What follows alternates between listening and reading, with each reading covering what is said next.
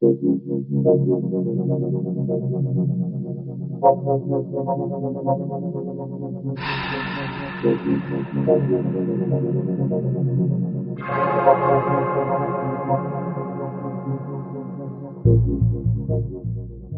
de los anhelos más grandes del hombre ha sido transportarse sin necesidad de animales. El sueño de un vehículo de propulsión propia se remonta muy atrás en la historia. En el siglo XVIII, Roger Bacon escribió que pueden hacerse carruajes que se muevan con rapidez increíble sin necesidad de animales. 300 años más tarde, Leonardo da Vinci revivió la idea, específicamente para un vehículo militar análogo al tanque moderno. Tanto para Bacon como para Leonardo, esas ideas deben haber sido simples suposiciones, porque en ambas épocas no había ninguna fuente de energía disponible.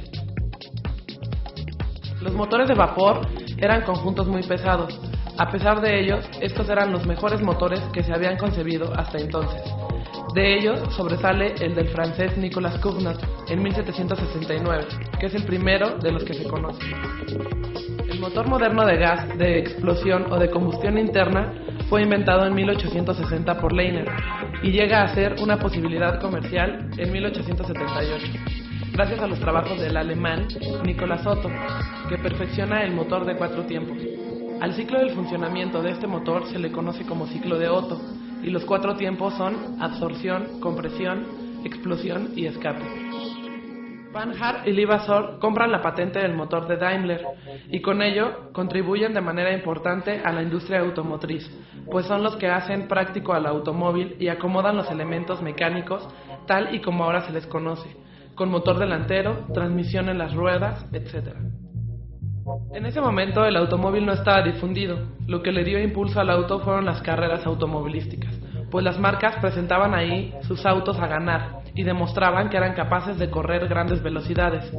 Las primeras carreras se efectuaron en Francia y la primera de ellas fue la París-Bordeaux, París de 1895. El que perfecciona la producción en masa es el norteamericano Henry Ford en 1908, cuando saca al mercado su modelo T, que se fabricará en serie interrumpidamente durante casi 19 años.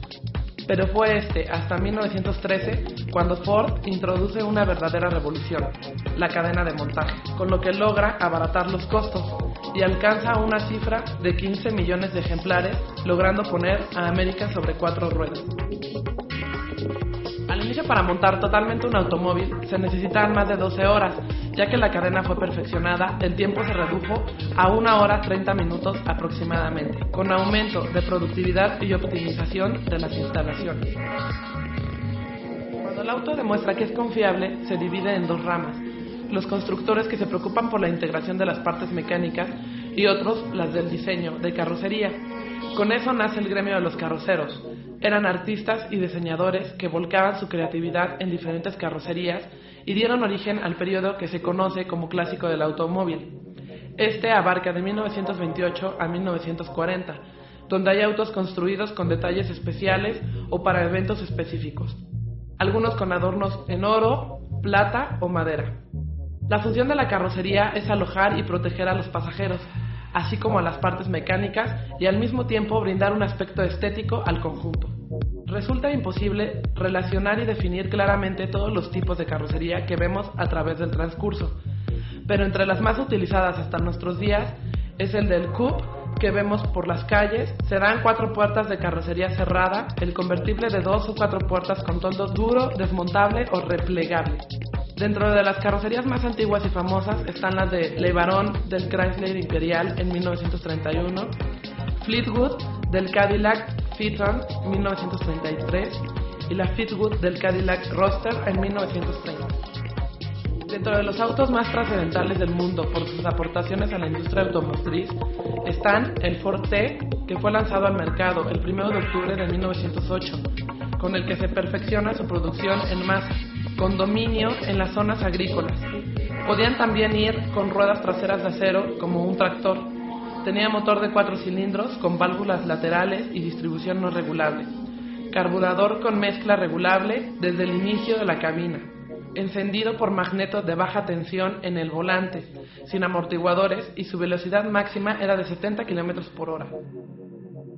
La introducción de las 2 marchas se lograban con un pedal que, mediante un freno de cinta, bloqueaban la corona del planetario correspondiente a la marcha deseada, por lo que no era necesario el uso de embrague durante la marcha.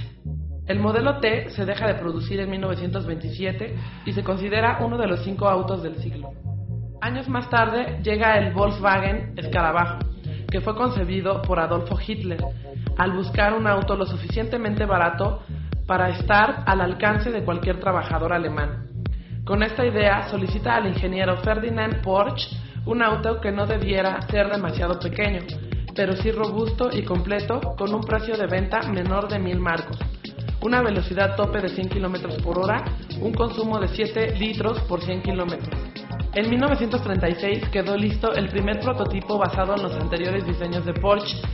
La versión definitiva quedó lista en 1938, pero la producción en serie comenzaría hasta 1945. Cuenta con un motor de 4 cilindros opuesto para garantizar el equilibrio y la suavidad del funcionamiento, y para limitar las dimensiones longitudinales del grupo, cilindrada alta y régimen de rotación bajo, para conseguir una curva de potencia favorable, refrigeración por aire para simplificar las operaciones del mantenimiento y ofrecer seguridad del funcionamiento en cualquier condición climática o de uso, y posición trasera del motor para evitar la interposición de largos órganos de transmisión y para economizar los costos de producción. Su carrocería en forma de huevo tiene fines funcionales, pues le da resistencia. Su bastidor de plataforma y la carrocería atornillada permite fácil sustitución de las piezas, suspensión por barras de torsión y ruedas de gran diámetro. Está considerado como uno de los 5 automóviles del siglo. A principios de los años 50, 1952, la recuperación de los estragos causados por la Segunda Guerra Mundial permitió a Mercedes en 1952 su regreso a Le Mans. Lo hizo con 3 automóviles nuevos, deportivos, conocidos como 300 SL, lo que significa superligero de 3 litros coupe de serie, en especial el motor para lanzar 175 caballos de fuerza, y se montó ligeramente inclinado en una nueva estructura en el espacio multitubular, mucho más ligera, rígida y compacta. Iba revestido de una aerodinámica carrocería de 2 asientos, con unas originales puertas con bisagras en el techo que se abrían hacia arriba, como las alas de una gaviota. Así nació el Mercedes-Benz SL Goodwin, alas de gaviota, como un prototipo deportivo que ganó los 2 primeros puestos de Le Mans durante su presentación y que a finales de ese mismo año había obtenido los 4 primeros puestos en Nürburgring y la victoria panamericana de México. Su motor, al igual que el de competición, procedía del 6 en línea de 3 litros de 300S, con bloque de hierro, culata de aleación, cárter de 6 cojines y depósito de aceite fuera del cárter. Para la carretera disponía asimismo de combustible directa Bosch, que había sido probada, aunque no instalada, en los automóviles de competición, siendo la primera del mundo en un automóvil de serie. En junio de 1919 fue presentado en los Campos Elíseos el primer auto Citroën denominado tipo A, primer auto proyectado para producirse en serie. En Europa se entregaba al cliente totalmente acabado, listo para ser usado y provisto de capota, iluminación y puesta en marcha eléctricos. Introdujo el método norteamericano de trabajo, apareciendo asimismo en Europa la cadena de montaje que reducía costos. Adoptó como emblema el símbolo estilizado de los engranajes helicoidales dobles. André Citroën tenía el genio de la publicidad. En 1922, un aeroplano escribió Citroën en el cielo de París, y en el 25, en la Torre Eiffel, apareció también alumbrado por 280.000 bombillas. También fueron famosas sus travesías del Sahara con un Citroën que gris, de ruedas y orugas. Después lanzó las travesías negra, amarilla y blanca. Sus expediciones tardaron 11 años. Citroën asombra de nuevo al mundo en 1955 al presentar en el Salón de París el DS-19, hecho sobre un bastidor autoportante de chapa en caja, movido por un propulsor derivado de 11 tracción Avant. Tenía instalado un sistema hidroneumático de suspensión independiente para las 4 ruedas, constituido por 4 esferas, una por cada rueda, llenas de gas comprimido por un líquido especial mantenido bajo presión por medio de una bomba. Este sistema permitía variar la distancia del auto a la tierra independientemente de la carga. Equipado con frenos de discos delanteros, situado a la salida diferencial, integrados por un regulador de frenado y con una conducción servoasistida de mando hidráulico. Fue el primer auto de producción en serie en incluir frenos de disco delanteros. Permitía correr a 140 km por hora, con un consumo de 10 a 11 litros de gasolina por cada 100 kilómetros. Uno de los 5 autos del siglo.